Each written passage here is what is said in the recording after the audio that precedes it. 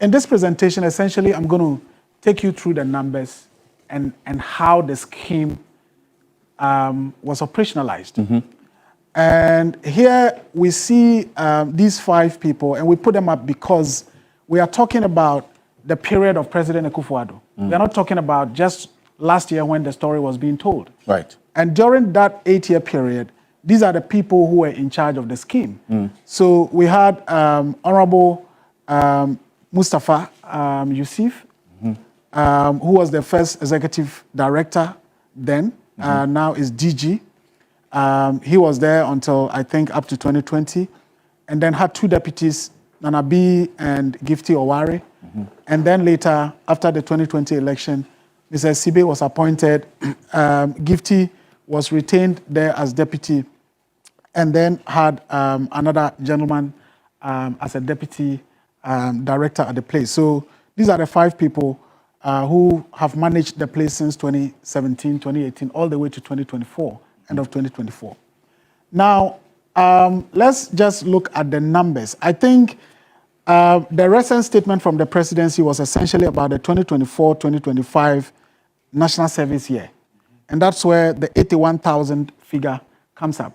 But it didn't start just in 2024. So this is the last one. Yes. So we put an asterisk there to refer to it as the one that, you know, is contained in the presidency's statement. But it started all the way from the beginning. Yes. But here's the thing. So if you look at 2017-2018 national service year, national service, the secretariat always puts out the total number of persons who are eligible for national service that year on the basis of how many students are graduating from the eligible tertiary institutions in the country who will be enrolled for national service. So every year they put out the announcement. So if you look at that year, the very first year of President Akufo-Addo, 2017-2018 national service year, they announced that 91,871 students or graduates are eligible for national service. In the end, 88,939 took up the national service. And all people we've spoken to say that should be the norm, because it's not every graduate coming out of school in that same year who will take up national service. Some will travel abroad, some may, go into private businesses and avoid doing national service, and so on and so forth. And so it's not everyone who graduates in that year who will take up national service. So that year you would see that the number of people eligible, you had fewer, 2,000 less, those who took up their service. And that is what it's supposed to be. But the following year, 2018-2019, they said 85,708 people are graduating and are eligible for national service. But see what happened. 135,603 were those who were claimed to have done the service. So a difference of 49,895. So the ghost names started from the second year, 2018-2019. 49,895 yes. Ghost names. Yes. And these are not our figures. In fact, these are figures presented to the Parliamentary Select Committee on Education last year. So it's not our figures. The Parliamentary Select Committee had this information? Yes, they got this. Okay. And what surprises us is, if you look at the pattern, I wonder why nobody at that committee asked them that, but how can we have in just 1 year this difference in terms of the numbers? So 2019-2020, they said 77,962 people were eligible. But in the end, they told Parliament that 114,000 did the service. So 36,000 more. 2020-21, they themselves announced to the public 86,000.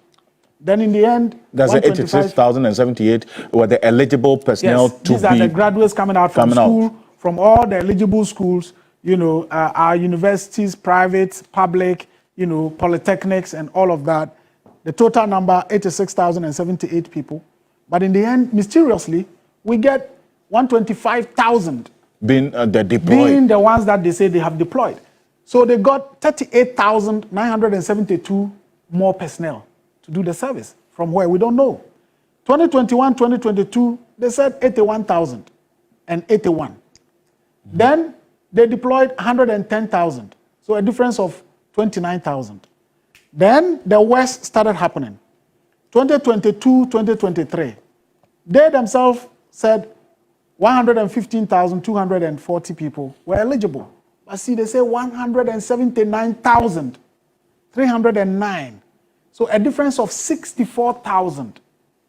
More than half of the number that they themselves announced. And, difference of 64,000. Then 2023, 2024, they said 122,000. Then they deployed 182,142, a difference of 59,000. And then the very recent one, the handing over notes that they gave, claiming that the total number of people, they have is 180, but in actual sense, it's just 98,000 people, and we have a difference of 81,000. So the question I ask is, but why would the parliamentary committee, for example, look at in just 1 year, 81,000 people eligible for national service, and in the following year you have 115,000? How did we get that numbers? Then 115, 122, 122, 180. How many new schools were built and how many graduates were coming out, each year? So this is just the figures. Now, if you look at the figures in terms of how much we are losing, so because 2017, 2018, not all people took up, it means that we didn't lose. But that was the very first year of President Akufo-Addo. I think at that time they wanted to wait and see whether... That's what I say. It's first year. First year. So let's do it. Or we haven't learned about the tricks and all of that. But the first year, if you look at it, the 49,000 out of the 559 allowance that was being paid to candidates every month or to personnel every month, you have 334 million. That is about how much the state would have lost. The following year, 242 million. 261 million. And you are multiplying based on the amount of the allowance paid. Yes, allowance paid per month times 12. Times 12. Yes. By this 49,895. Yes. Okay. Yes. Then the following year, 2022, 2023, 429 million. 23, 24, 513 million. And the 24, 25, which the government has just talked about, remember, but for the arrears that we are told, it means that they would have been paid in October, November, December, and January. And just for the 4 months, we were going to pay to ghosts 234 million. This for 2024, that's this year? Yes. So if allowances were being paid on regular basis, so November they would have been paid. December. October, November, December, and January. They would have been paid. And this is how much would have gone to ghost. 234.2 million Ghana cedis. Yes. Hey. So the question then is asked, how is all this created? And remember... And you put that in total, the potential annual financial loss... Yes, so potential annual financial loss of about 2.2 billion Ghana cedis. 2.2 billion? Yes. Ghana cedis. Now, before the elections, one of the areas that Dr. Bawumia used to, really highlight as a success story of how the Ghana card has been used to eliminate ghost names was the National Service Authority or National Service Secretariat then. Yes. Because he went there and they briefed him that, we have integrated the Ghana card into a new system called the Metric app, and with that, we are able to eliminate any ghost names. And so far, we've kicked out about 14,000. And this is because without a Ghana card, the system would not allow you to enroll. Yes. And so to enroll in the scheme, you must have had a Ghana card, which is integrated into the system. So the question is, how then was this whole thing being done? Now, the scheme is, for every year under the current system, the schools that are eligible are supposed to onboard their graduates directly onto the system. So every school has an access to the system. So University of Ghana would say we have, let's say, 5,000 graduates. This is the list. These are the index numbers. So Edugita Maklo 224488, Oliver 33 Martin 2299 So your index number, your program, and your name. So the universities would onboard the list directly, after which they would sign a declaration to say, in the event whatever I have given is false, I will be held liable. So the universities will do that directly. But the Service Secretariat also has the opportunity to enroll persons they call private candidates. And private candidates means persons who should have done national service the previous year or 2 years ago or 3 years ago, who didn't do it, and because it's a requirement, are now saying, I want to come and enroll. The requirement is that if you completed UCC in 2021 and you didn't do national service and now you want to do it, you have to come with your certificate, an attestation from UCC, your Ghana card, to prove that indeed you are the one, the university has given you confirmation that yes, this person completed this university and here is the certificate. These are the requirements before they onboard you. So it's clear. Yes. But this is how the scheme works. So people sit down, create fake student index numbers, assign them names, assign them universities, and then onboard them as private candidates. So supposedly people who didn't do national service previously. But the question is, how can you have about 49,000 people or 64,000 people in 1 year coming and saying, we didn't do national service previously, but we want to do it now?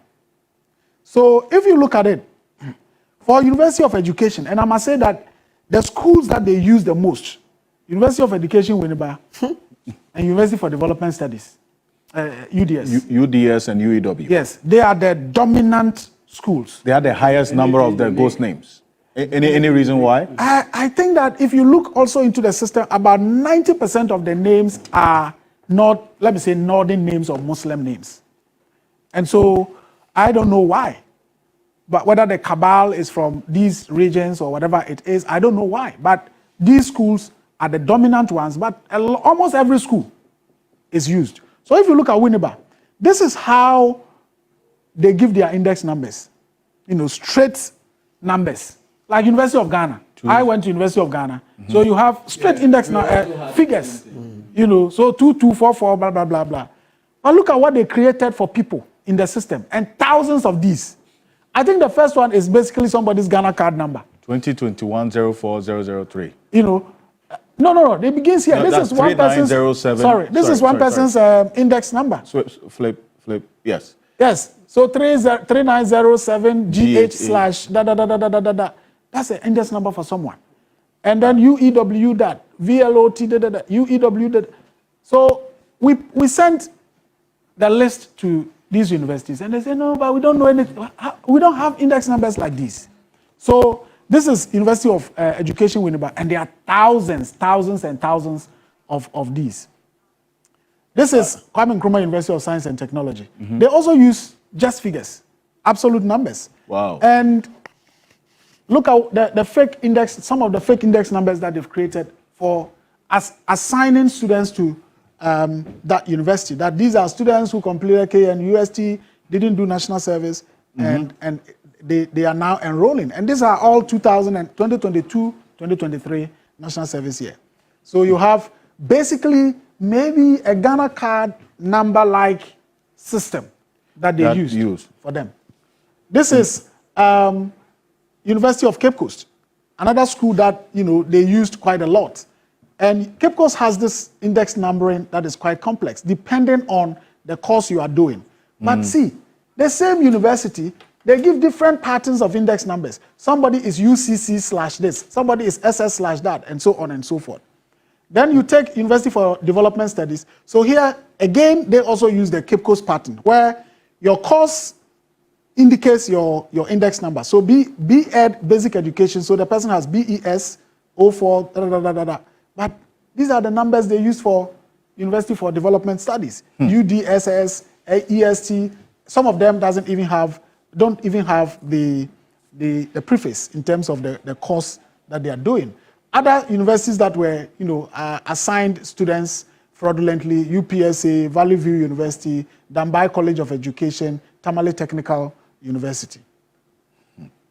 Now, as a result of the creation of this fake thing, in 2022-2023 service year, for example, we discovered during the analysis that some 226 students had the same name, doing the same program, in the same university, in one academic year.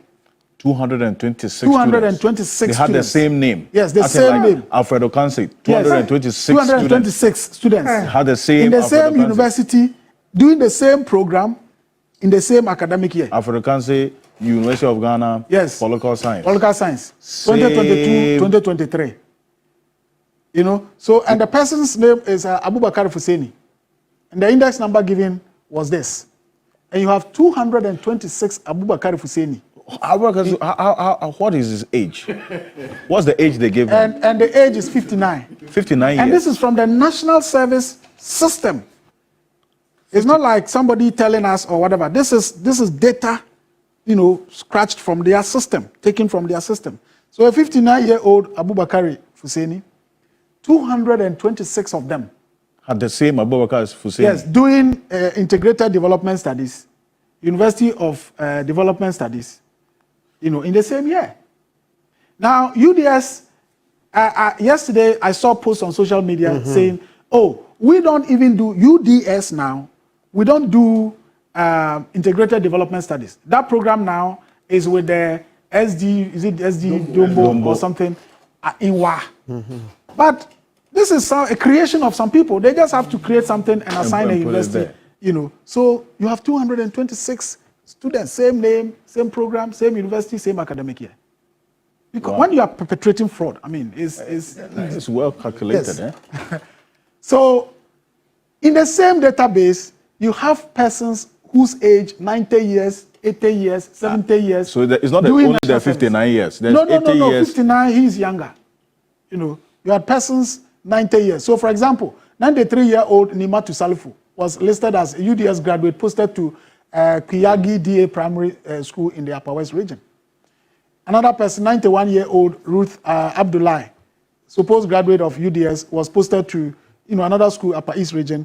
82-year-old Mahama Ali, another supposed graduate from UDS, posted to Anglican School in Sehuyo also in the Western North region. So if you look at here, so we decided to, from the system, this is the system of the NSS or NSC. So you would see here Muhammadu Ali, and this is the person. The same picture? Yes, the same picture, so this is the person in the system. And then you would see where he is posted to. So institution, University for Development Studies, and here would indicate where he's been posted to. I see that 91-year-old Ruth Abdullahi, 91 year. So here you would see submitted age 82 years, date of birth 1942, 0101. So and this is in their system. It's not like we put it there. So that 1942. For Nimatu Salifu and Ruth Abdullahi in the system, if we had the time to bring everybody, you will see it like that. I see. Now, the other thing that they did was that they said you can only use Ghana card. And that's what they told. Without Ghana card, you can register. But in their own system, you would see people using fake ID cards and manipulated ID cards. Now, you look at here, 44-year-old, the name on this ID card says the person is Ophelia Akorgo. Now, if you look at this picture, it's not even the same person. Yes. But they have to just, any ID card they can find, they have to just put it in the system. So this person is Ophelia Akorgo, born in 1983. But here, see, 1980. On the ID card of the person says 1983. In the same system, the person's submitted age indicates that 1980. But again, if you look at here, full name, Alasan Salamatu. Alasan Salamatu here, on the card, we have Ophelia Akorgo. So Alasan Salamatu is using Ophelia Akorgo's card, and then you see here, status, personnel posted. Wow. And this is from their system. Next one. Yes. So the next one These are Another all incident of fake ID. ID. So this is the person to be posted. Clearly, a lady. Yes. Right. I see the ID card used. It's a man. Yes, and this is supposed to be the service person's ID card in the system. Now, in the system, it says submitted means of identification, ID type provided. And the instruction is please upload picture of your Ghana card. And this is the this the Ghana Baga. card? This is Baga College of Education. The person is named Fant Joel Satin. By the way, we've contacted the person with this name, and he's saying that at the time we were in school, we were never doing national service after training college. And even the ID, they've just manipulated it. No. Now, so this is a lady with a man's ID card, named Fant Joel, but see, full name provided. This is personnel details. Full name, Idrisu Fatimata. Idrisu Fatimata here, named Fant Joel here, and the person is a different person here. This is from the national, and you see, this is just a screenshot from the National Service database.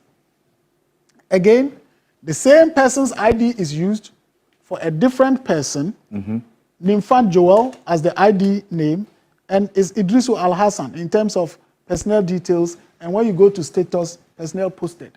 Wow. Another one. Another one here, 45-year-old lady. The ID card they use, they say, please upload your Ghana card. The Ghana card they put there is Picona Limited, Tamale, somebody's private company, and the ID card for staff. Interesting. And Abdullah Asia. But you come to this place where they have personnel details, and the name is Al Hassan Salamatu. Wow. Here, somebody is using Social Security card for submission, for enrollment, and it is enrolled. Here, you know, after here, there's no even ID. They just created something and put it there. Same here, you know. And, all of them. The person used some fake voter's ID to create it, and this is from the portal. And if you look at it, different. You know, this is supposed to be the same person throughout. So photo on national ID. So this is the national ID. Uploaded photo is this. Live photo when they were capturing the person during registration. Right. And then, so it's supposed to be the same person, but you find that these are even different people. The worst of it is we had a guy, a Kenyan called Kwame Donko. A Kenyan? Yes. What if the father is So here's the explanation. Here's the explanation. So this guy is said to be 72 years in the system. 72 years? Yes, a Kwame Donko man is said to be 72 years. And then he is posted. So it was quite curious to us. We did a Google reverse image search, and it turned out that this is somebody sitting here somewhere in Kenya. You know, he's a human resource manager at i3 Technologies in Kenya, and his real name is Emmanuel Mutio. Wow. So this is how they just got thousands and thousands and thousands of people into the system. And you provide all this information to ORA? Yes, we did. And to ORA, to the special prosecutor to the special prosecutor as well? Yes. Okay, so then you have done your work. Yes. And then, so it's left to them to take it up. Exactly. So I really do appreciate you coming and giving us this full detail, the full picture,